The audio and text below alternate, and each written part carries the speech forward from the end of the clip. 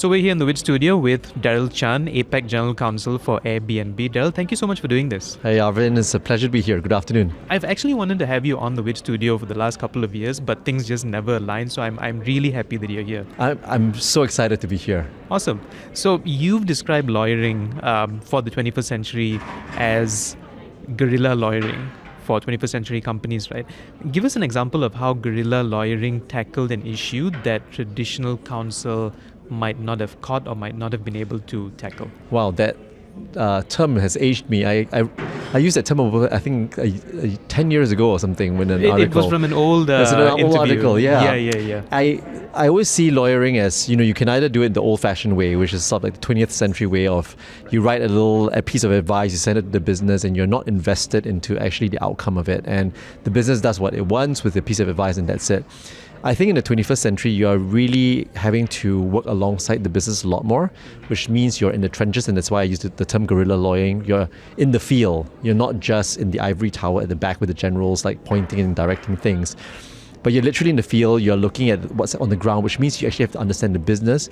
You really have to understand what the challenges are from the business side, and you have to align your goals as a lawyer with also the business outcomes. And what I always tell my team is that we win when the business wins. We don't win when we write a piece of memo and advice that is unactionable, that is impractical. And what I think many business teams are looking for in this day and age is for business partners that have a legal skill set. And one of the biggest, I think, things I took away when I left my previous role was someone said that you're a business person with a legal skill set. And I want that for my teams as well, where we are operating as business people with that legal skill set to enable business to be done. And I think that's quite a different skill set to have. And let me give you an example of what that looks like. So for example, there's a new piece of regulation that comes out, right, and it affects the company. One way is just to write a memo and say that this is the way that it's going to impact the company. Here, go forth and execute, and God bless. The other way is really to be on the ground where you're coordinating cross-functionally the enablement work, the decision-making, and trying to understand the different perspectives, trying to advise on the risk in totality, and then coming alongside the business leader, whoever the decision maker is, to advise from your perspective what the risk could look like, the consequences could look like, how to best mitigate it, what are the various things they may want to focus or spotlight their mind towards, because there's so much risk to look at. So to help the business leader triangulate the risk is going to be really, really helpful. And so I think that's the business partnership and the advisory service that I hope that our in-house teams are able to deliver to the business teams. Right. So I think that kind of answers another question that I had, but I'll ask it anyway. In the case of, let's say, Airbnb, right? A country passes a rule or law saying that short-term rentals overnight cannot, you can't have short-term rentals, that has to go. So what is the roadmap for something like that? Like how do you tackle that for a company like Airbnb? Right. I think usually we are able to look at the telltale signs in society, and usually there is an underlying root cause. Governments will not react to something unless there is an issue that they want to tackle. And in most of the cases, there's a root cause where maybe it's like housing affordability. They've just not built enough housing over the past 30, 40 years because these are long infrastructure, long lead items. And so what happens is that there is a cost of living crisis, people are not able to afford houses, and obviously you want to blame someone, right? And you blame a target, let's say like Airbnb, because we're the most visible, and they just automatically assume that because you're in the market and you are putting out some of the properties online, that you're taking away a lot from the housing stock. Now, I think it's complicated because in a lot of these conversations, we're not usually the root cause of the issue. Like in most of the cases, it's usually there is an underlying systemic issue like that, but you get the blame for it. And I think what's going to be really clarifying is helping the governments with really good data where we can unpack some of the issues and really look at what the true root cause of the issue is. Let me give you an example. In New York, 2 years ago, they came up with an Airbnb ban, so to speak. It was a de facto ban. And there was only 38,000 listings on a market with over 1 million available homes up for rental. And that is a small fraction of the market, but we were, I think, asymmetrically blamed for, what was a housing affordability issue. And 2 years on, we've seen the data that has come out of it, right? And we have now seen that, housing rentals have gone up. They've gone up 8.1%, since, we were out of the market 2 years ago. And there is still an issue in terms of the cost of hotels in New York. Hotels have reached an all-time high as well because there's just not enough accommodation for folks. And so this has led not to a win-win situation. I think what we've seen is also the outer boroughs of New York City really suffering in terms of economic value. And we've seen that there has been a lessening of footfall. There has been less economic value, less tourist arrivals, and we anticipate that up to $1.6 billion of economic value could have been lost just as a result of something like that. 15,000 jobs, potentially impacted, which, is about $500 million of workers' earnings. So I think it's very important that for a city to understand what the root cause of the issue is and to tackle it quite surgically with a data-backed approach in partnership with Airbnb. And what we've seen in places, in other countries like Japan, for example, is there has been a partnership between the government and with Airbnb in crafting sensible regulation. Because we do want regulation that makes sense and we do want to grow tourism sustainably. We don't want issues of tourism. We want to help with tourist dispersal.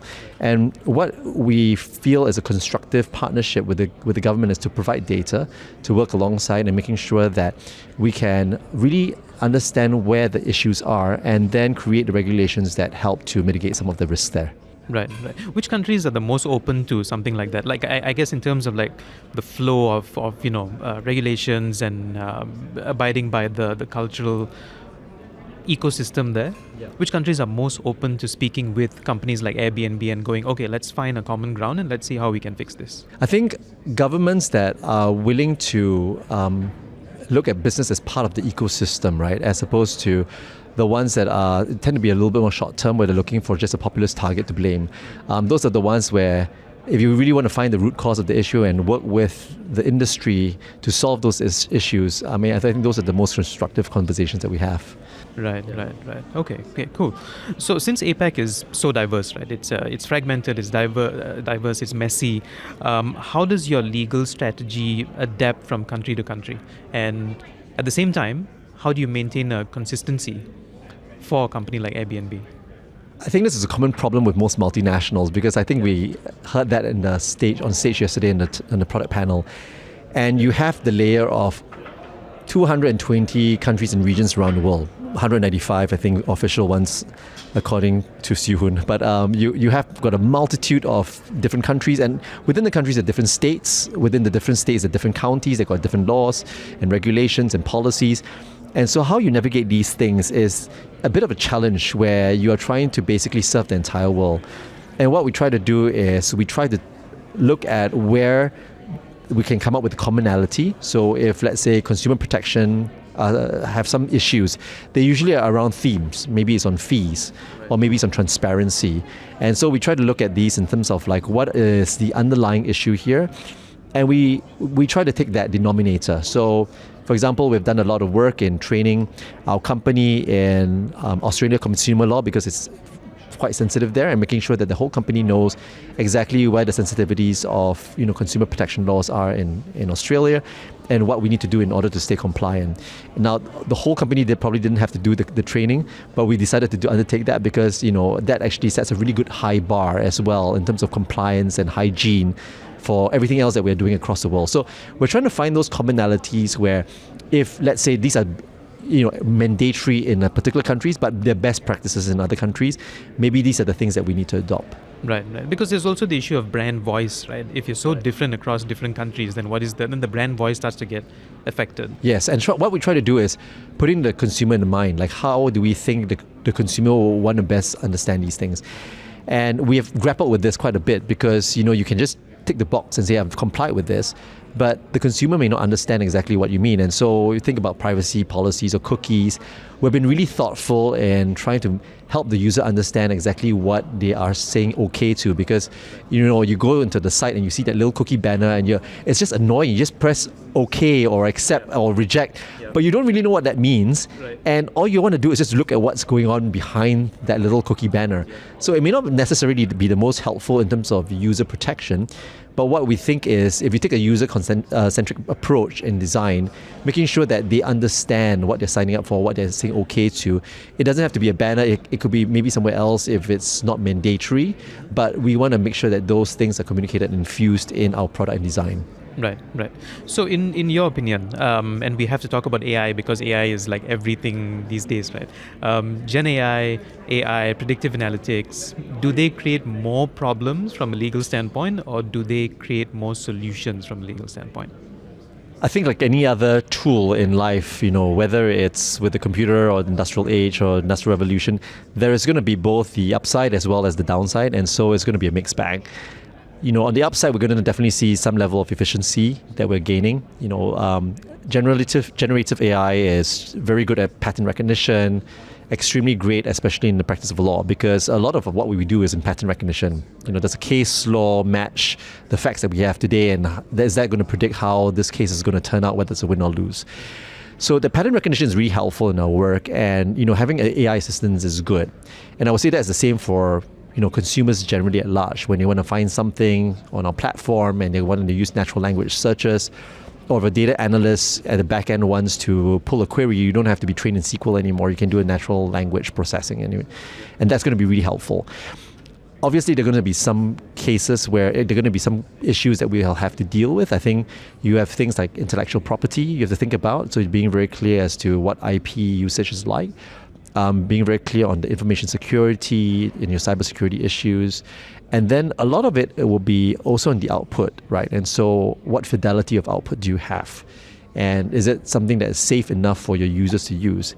And that's where you have to take much more of a risk-based approach, right? Where if you are doing things that are really high stakes, for example, there is a safety issue that you need. And that's where you want to make sure that the fidelity is really, really good and really high.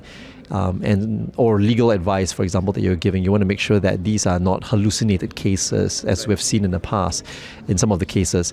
And so these are the guardrails that you have to sort of thoughtfully build around.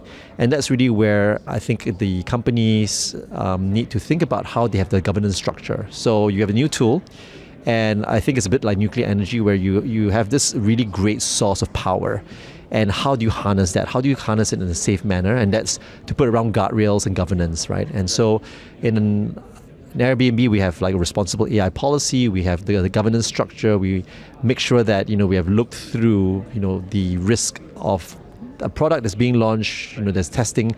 And these are the things that we're considerate, as we start to bake out the entire design of a particular product or process. Right. And so in that ecosystem and in that flow, what are some of the gaps you see in the tools that are available today when it comes to legal processes in travel tech? Well, right now, I think we're relying a lot on we're going to be relying a lot on guesswork, right? And so when you're trying to look at what's going to happen in the future, you don't really have the entire breadth of history behind you where you can make an informed decision, unless you go to external counsel and do an extensive amount of research, which is very costly.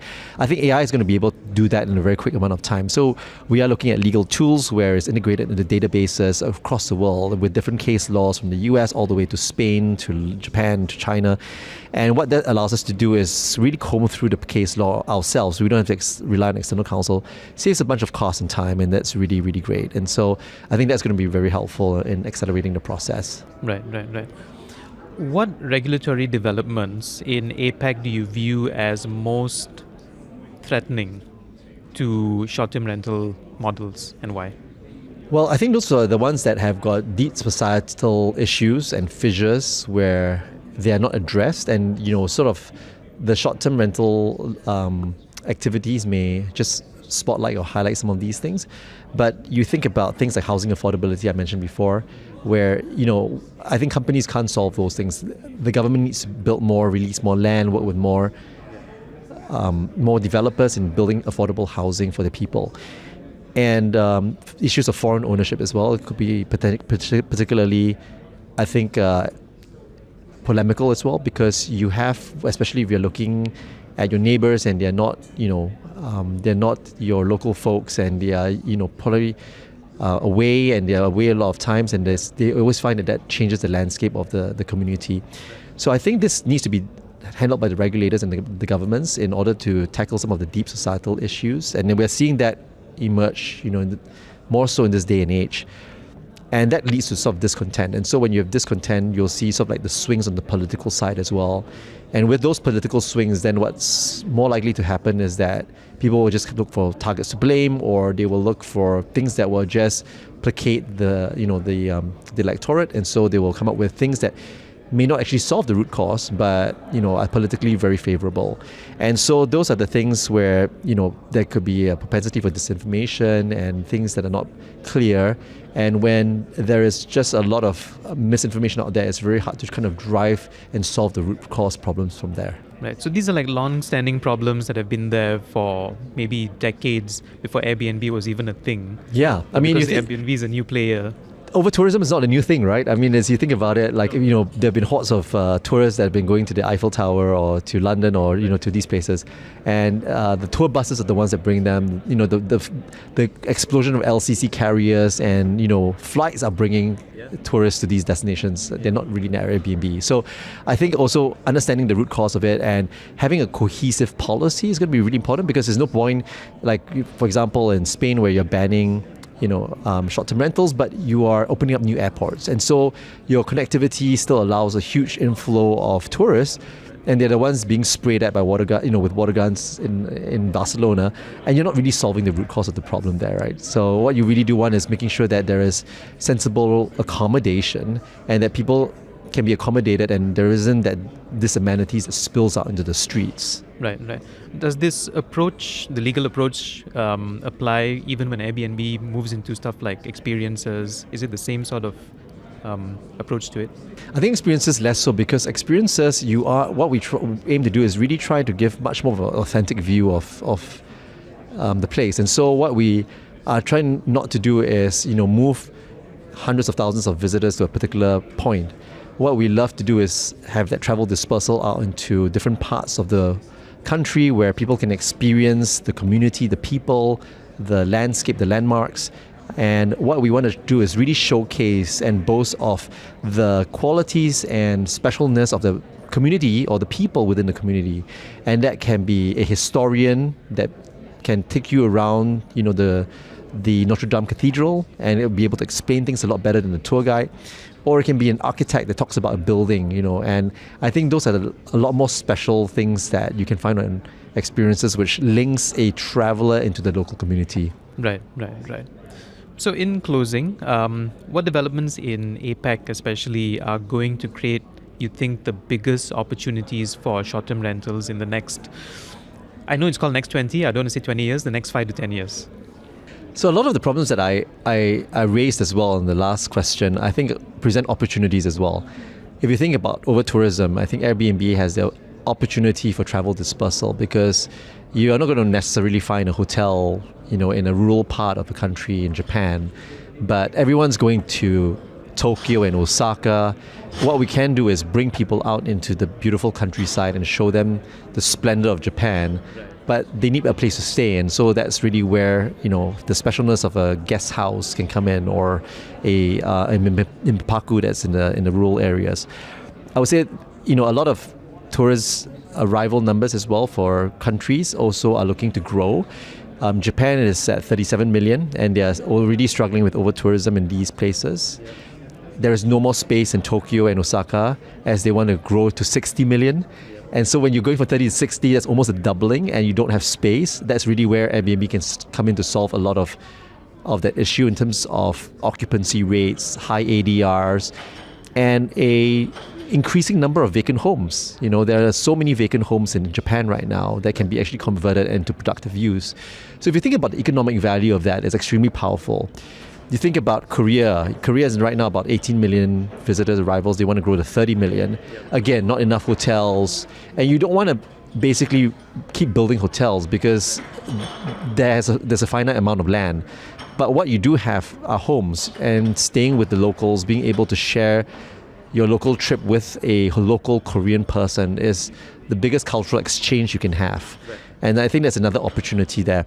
Singapore, for example, wants to grow tourist arrival receipts from 30 billion to 50 billion. That's a huge jump again. But we again have got high occupancy rates, high ADRs already.